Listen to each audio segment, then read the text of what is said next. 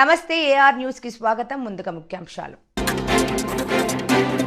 ఆ నిబంధనలను ఈసీ ఉపసంహరించుకోవాలి వైఎస్ఆర్సీపీ. ఎన్టీఆర్ ఘాట్ వద్ద అన్నగారికి నివాళులు అర్పించిన ఎమ్మెల్యే నందమూరి. ఎన్నికల సంఘంపై సంచలనం. అడిషనల్ సీఈఓను వైఎస్ఆర్సీపీ నేతలు పెర్ని నాని, మెరుగు నాగార్జున, లేళ్ల అప్పిరెడ్డి కలిశారు. పోస్టల్ బ్యాలెట్ లెక్కింపు సడలింపు నిబంధనలపై వైఎస్ఆర్సీపీ ఫిర్యాదు చేసింది. అనంతరం మీడియాతో మాజీ మంత్రి పేర్ని నాని మాట్లాడుతూ అన్ని రాష్ట్రాలకు పోస్టల్ బ్యాలెట్ లెక్కింపుపై గతంలో నిబంధనలు పంపారు. పోస్టల్ బ్యాలెట్ కవర్లు 13A, 13B నిబంధనలు చెప్పారు.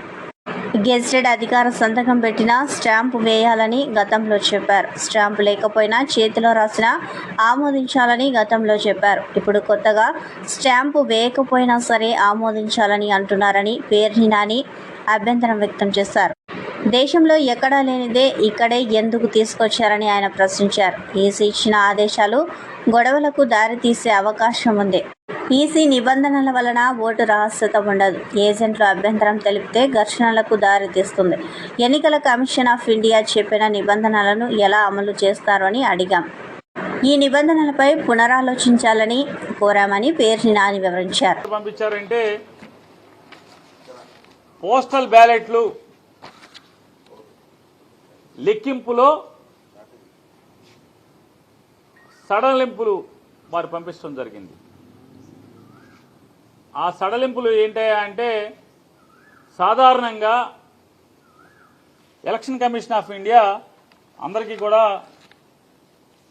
పంపిస్తుంది రూల్స్, నియమావళి, నామినేషన్లు ఎట్లా ఉండాలి, నామినేషన్లు ఎలా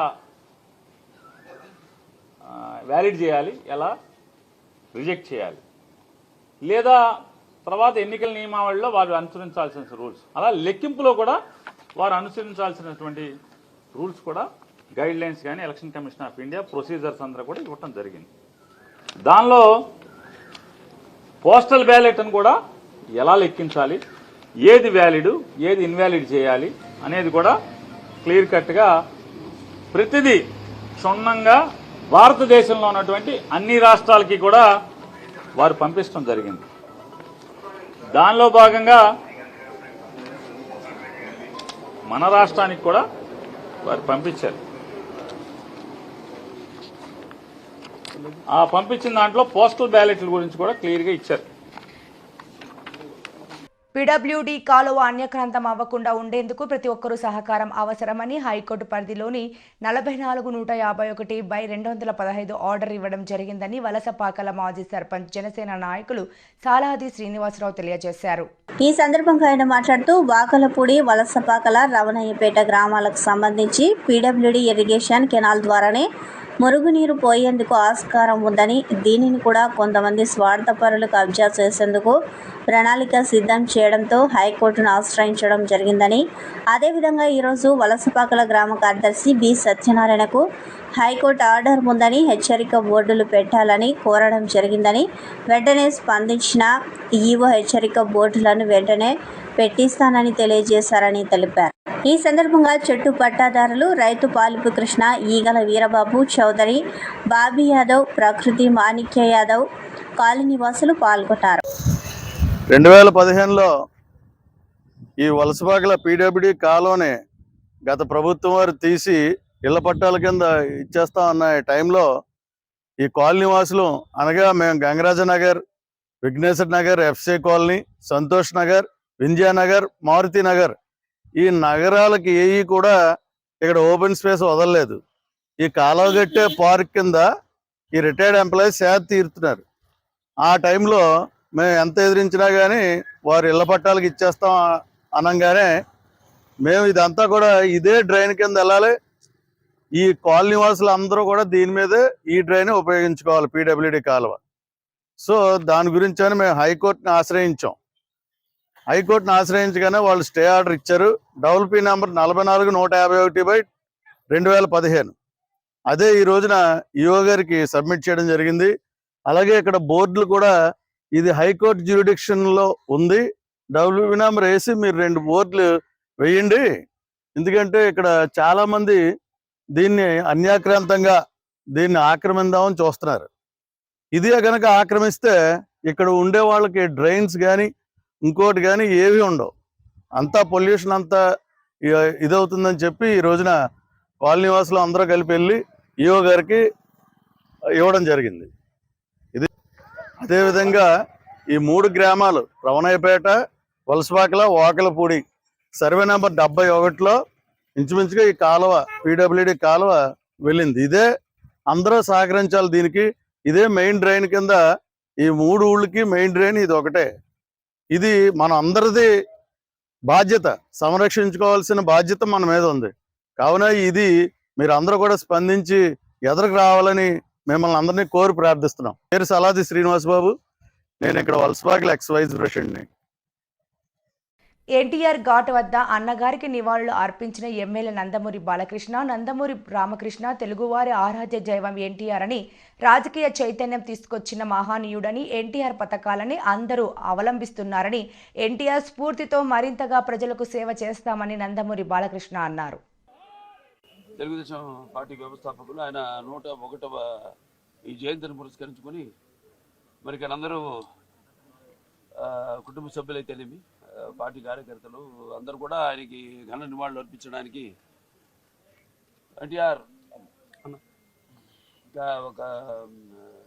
ఒక శక్తి. ఆయన ఎన్నో సందర్భాల్లో చెప్పడం జరిగింది. ఎన్టీఆర్ అంటే కేవలం నందమూరి తారక రామారావు మాత్రమే కాదు, ఎన్నట్టు నటనాలయం, ఆయన ఇల్లు ఒక నటనాలయం, అందులో ఆయన ఒక నటరాజు నరసింహుడు.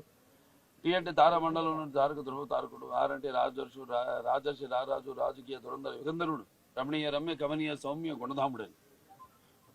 అలాగే ఆయన మొదటి నుంచి కూడా చూస్తే ఆయన ఈ జీవిత ప్రస్థానం ఒక మామూలు రైతు కుటుంబంలో పుట్టి, అలాగే ముందు అవకాశం వచ్చాడు కూడా కాదు అని ముందు చదువుకే ప్రాధాన్యత ఇచ్చి ఆయన చదువు పూర్తి చేసుకున్నాక మరి చలనచిత్ర ప్రవేశంలోకి అడుగు పెట్టడం జరిగింది.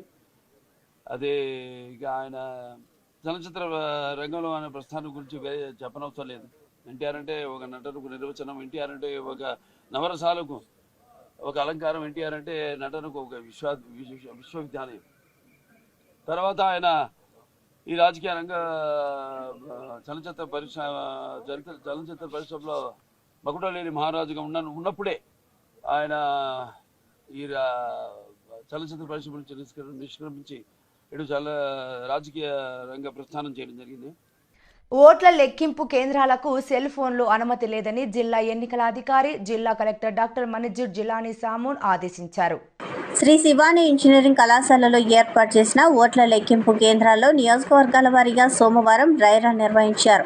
ఈ సందర్భంగా ఆయన మాట్లాడుతూ ఓట్ల లెక్కింపు సమయంలో ఎన్నికల నియమాలు తప్పనిసరిగా పాటించాలని అన్నారు.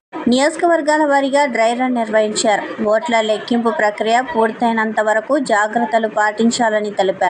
స్ట్రాంగ్ రూమ్లన్నీ క్షుణ్ణంగా పరిశీలించారు. లెక్కింపు సిబ్బంది, ఏజెంట్లు అభ్యర్థుల ప్రవేశంపై జిల్లా ఎస్పీ జిఆర్ రాధికతో చర్చించారు.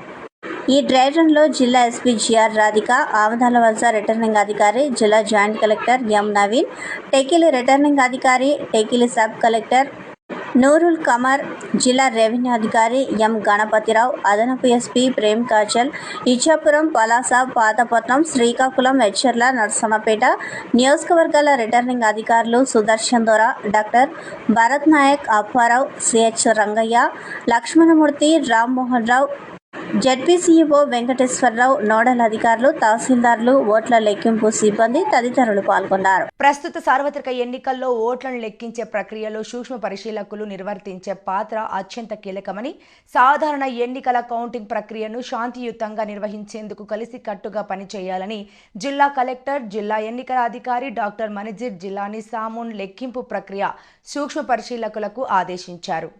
మంగళవారం స్థానిక అంబేద్కర్ ఆడిటోరియంలో సార్వత్రిక ఎన్నికలు 2024 నేపథ్యంలో జూన్ 4వ తేదీన నిర్వహించనున్న లెక్కింపు ప్రక్రియపై సూక్ష్మ పరిశీలకులు శిక్షణ కార్యక్రమంలో ముఖ్య అతిథిగా జిల్లా ఎన్నికల అధికారి డాక్టర్ మనిజిర్ జిలానీ సామూన్ పాల్గొన్నారు.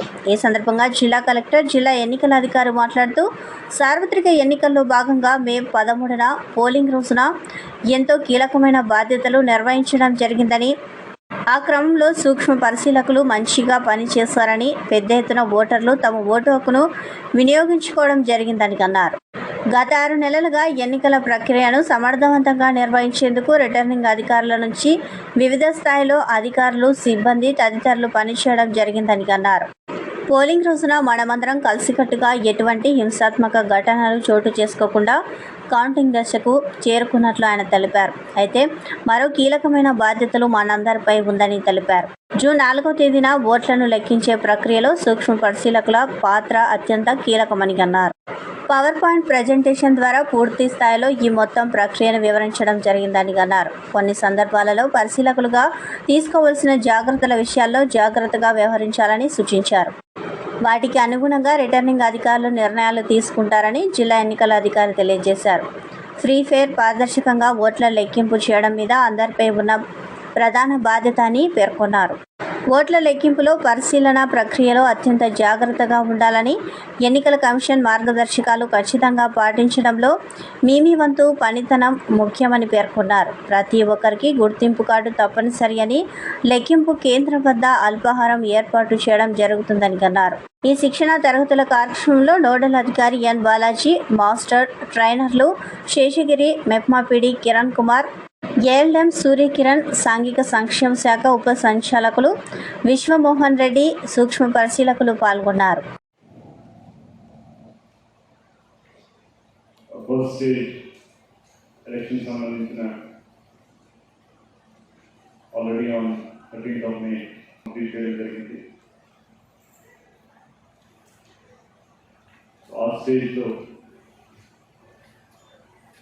పోలింగ్ ఆఫీషియల్స్తో పాటు ఆల్ మైక్రో అబ్జర్వర్స్ కూడా చాలా ఇంపార్టెంట్ రోల్ ప్లే చేశారు. అండ్ ఇన్ ద డిస్ట్రిక్ట్ సక్సెస్ఫుల్గా we can say the polling was completed.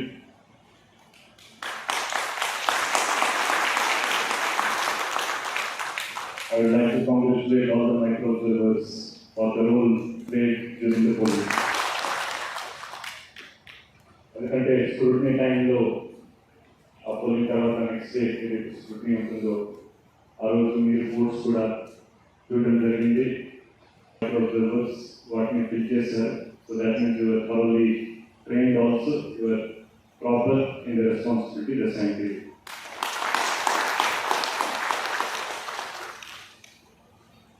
ఇప్పుడు నెక్స్ట్ స్టేజ్ కౌంటింగ్ స్టేజ్ అందరికీ తెలుసు.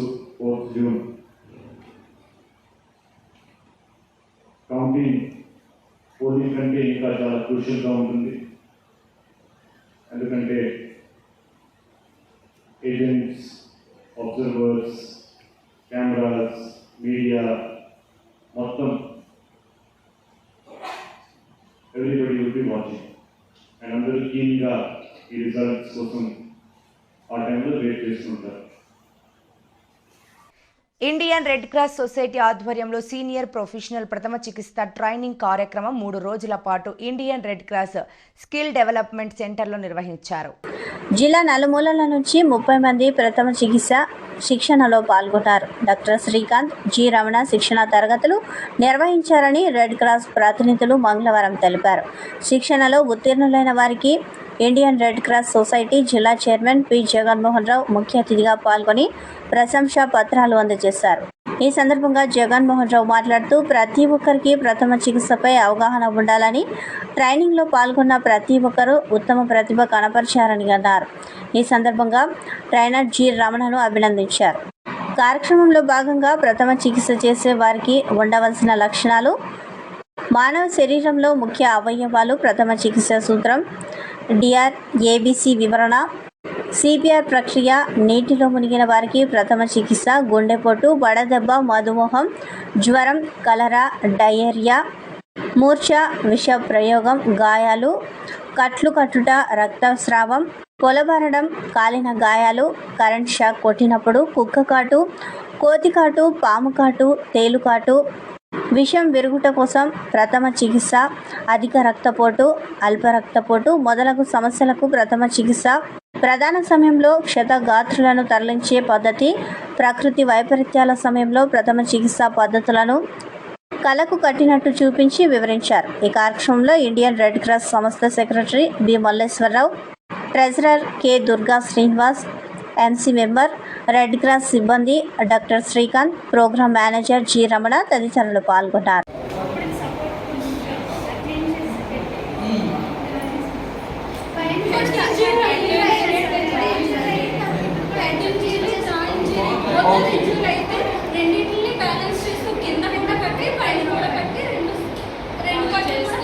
రైట్, బ్లీడింగ్ కోసం కన్ఫర్మ్ చేశాం కదా, టైప్స్ ఆఫ్ బ్లీడింగ్ కన్ఫర్మ్ చేయండి. ఇంటర్నల్ బ్లీడింగ్ దేని అంటాం?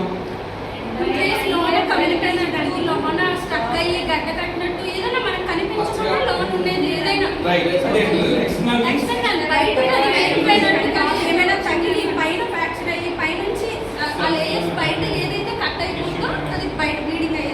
ఓకే.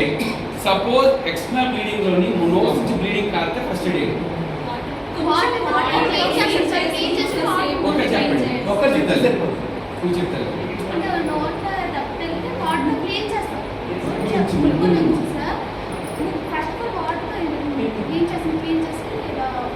ప్రెజర్ పాయింట్ లాక్ చేస్తున్నా, చేసిన తర్వాత ఆగకపోతే జిల్లా ఆర్మ్ రిజర్వ్ పోలీస్ విభాగం హెచ్చరనందు ఉన్న చేపల చెరువు 1 సంవత్సర కాలానికి వేలం వేయబడునని జిల్లా ఎస్పీ జిఆర్ రాధిక మంగళవారం పత్రికా ప్రకటనలో వెల్లడించారు. ఆసక్తి గలవారు జిల్లా ఆర్మ్డ్ రిజర్వ్ పోలీస్ విభాగం హెచ్చర్లలో జూన్ 11వ తేదీ నాడు వేలంలో పాల్గొనగలరని చెప్పారు. ఈ వేలంలో పాల్గొనదలిచిన వారు జూన్ 11వ తేదీ ఉదయం 10 గంటలకు వ్యక్తిగత వివరాలు, గుర్తింపు కార్డుతో హాజరు కావాలని అన్నారు. పూర్తి వివరాలకు ఇతర సమాచారం కోసం reserve inspector KV Nageswararao mobile number 6309990841ని సంప్రదించాలని ఆ ప్రకటనలో ఎస్పీ తెలిపారు.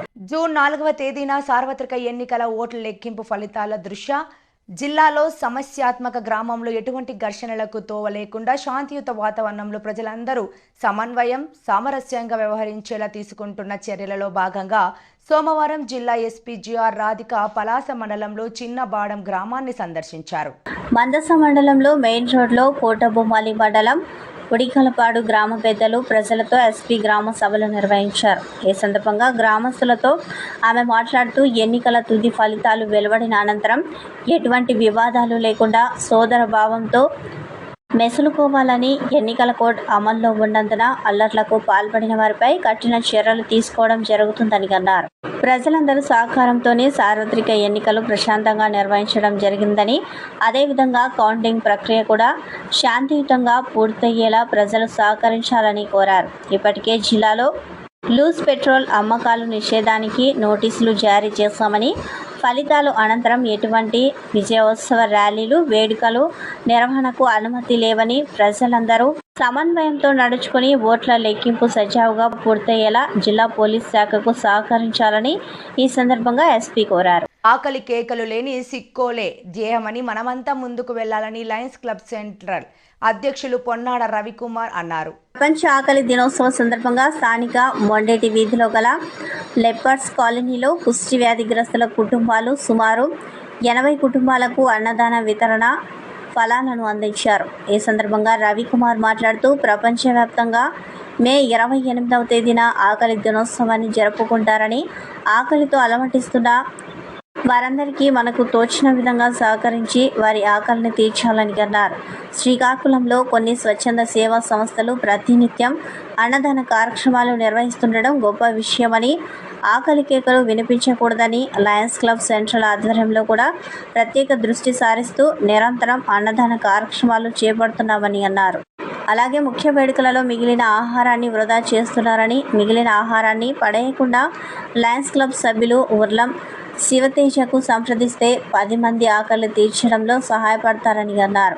ఈ కార్యక్రమంలో క్లబ్ మొంటర్ నటకుల మోహన్, సెక్రటరీ టెక్కం రామగోపాల్, ట్రెజరర్ సిల్లా మణికంఠ, సభ్యులు Eswararao, Laveti Lakshmanarao, leprosy colony president Paparao తదితరులు పాల్గొన్నారు. ఘనవ్యర్థ పదార్థాల పునర్వినియోగము అత్యంత సమర్థవంతంగా చేయాలని జిల్లా న్యాయ సేవ అధికార సంస్థ కార్యదర్శి ఆర్ సన్యాసి నాయుడు అన్నారు.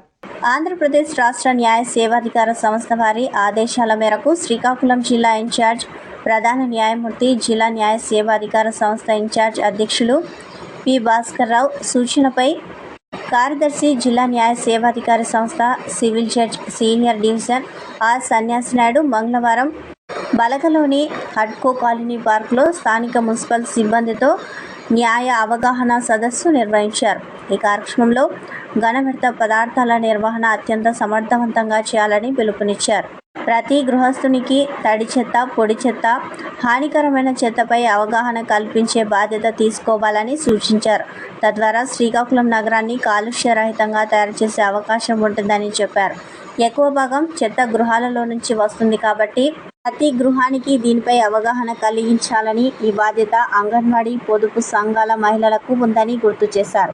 ఈ కార్యక్రమంలో మహిళా శక్తి సంఘాలకు, మహిళా స్వయం శక్తి సంఘాలకు, పొదుపు సంఘాలకు ప్రతి గృహిణికి ఈ చెత్తను పునర్విపు ఉపయోగం చేసే అంశంపై క్షుణ్ణమైన అవగాహన తరచుగా కలిగిస్తూ ఉండాలని తెలిపారు.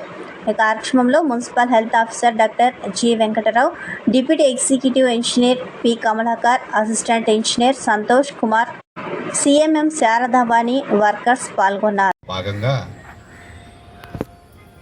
మన భారత అత్యున్నత న్యాయస్థానమైనటువంటి సుప్రీంకోర్టులో ఉన్నటువంటి